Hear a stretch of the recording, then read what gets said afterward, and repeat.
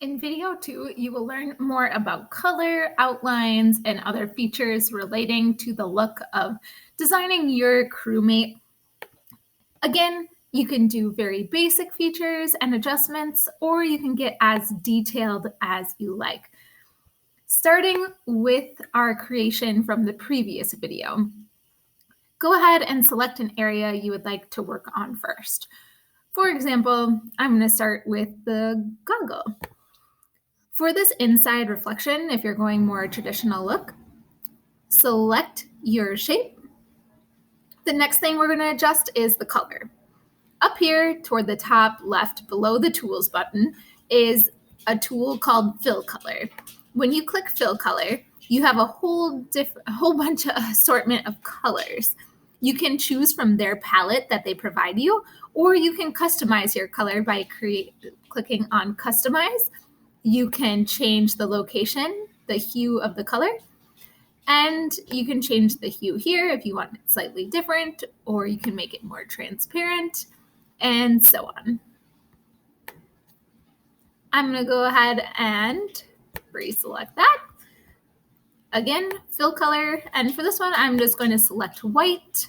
Next, you need to decide if you want an outline or not. If you do not want an outline, you will go to the border color tool. It looks like a little pencil. Click on that and select transparent. For the next section, I'm going to do a lighter shade of blue, sort of like the one you see here. So again, I'll go to fill color and I'll choose a color that is pre-formatted, or I'll select my own custom color. I don't want the outline, so I'm going to select transparent. And then for this outside goggle, I'm going to go a slightly deeper blue to create some more contrast and dimension. Transparent. Now I am done with my goggle area. The next area I'm going to focus on is the skin color of my crewmate. I'm going to select the area I want to work with. And again, you can choose a solid color, you can customize your color, or the next feature I'm going to show you is the gradient tool. When you click on the gradient tool, you have pre-formatted colors to choose from, including grays, light to dark, lighter versions or tints of colors, and shades of the colors. You can also select something to start. You can change it however you like. And my favorite feature in the gradient is the customization. So not only can you customize your color here, but you can decide where the gradient is coming from. For example, if you select radial, that means the lighter value, the tints will be in the center, and it will slowly get darker and darker to the shade of the color that you selected.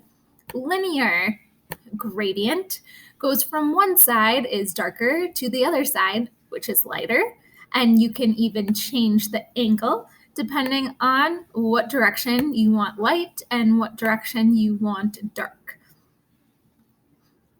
To select colors, you can select the color and choose a different color, and it will do everything for you, or you can select the little bars on either side and then select the color. If you want more of a dramatic effect, you will want to choose colors that are more opposite of each other. So for example, if I want only blue, but I want light blue to dark blue, I can choose a lighter blue and a darker blue, or I can go as far as selecting white and I would get the whole entire spectrum as you see here. If you don't like something, you can go back into Gradient Custom and you can adjust the features and the colors that you have chose. We're going to go with a darker orange here. I can also, again, readjust the angle until I'm more satisfied with my work. So what I'm thinking, I would like the darker shadow area over on this side and the lighter tint area over on this side, as if a flashlight was shining down onto my crewmate. Next, I'm going to go into the t-shirt. I will show you a really cool way to use the gradient feature to create what I call a tie-dye, this look right here. So again, when you are adjusting color, you can select any solid color you like that is pre-formatted.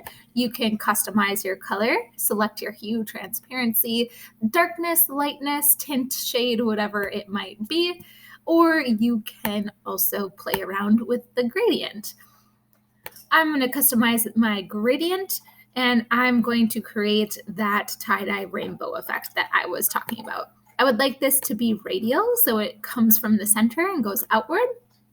For my first color, I'm just going to choose a red tone. Think about the rainbow. I am going to add a point and slide this point closer to the red, and so now I will select orange. I'm going to repeat this until I have every color of the rainbow included in this section.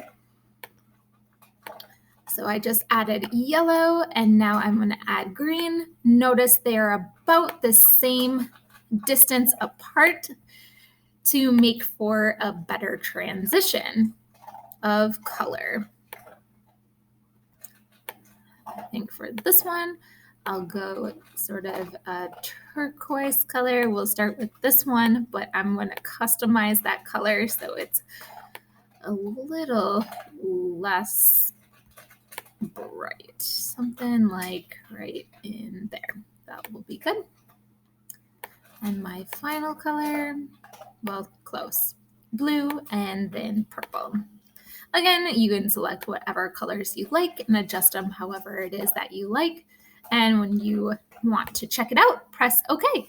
And now you can see that tie-dye effect that I created. I don't really care for the outline, so I'm going to get rid of that outline. For the legs, you can choose to do the same skin color.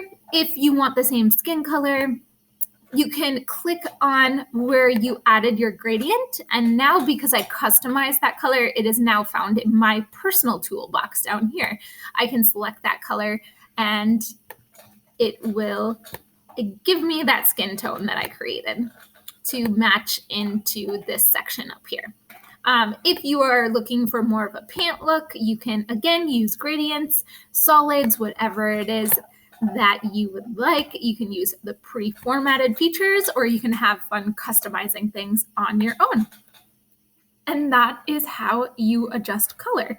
Next, you will, if you want, you can practice with the outlines. Now, let's say I would like some bold outlines. Bold outlines are great for a stylized effect. It makes it look more like a cartoon, hard edges, and it creates some really nice contrast. So what I just did, I selected my shape that I want to add an outline to. I'm going to that border color. I'm choosing black. Choose whatever color you like. And just a tip, this thin outline is okay, but I want it to pop just a little bit more. So next to the border color, there is a tool called Border Weight. You can select that and you can change the thickness of your border color, or your border.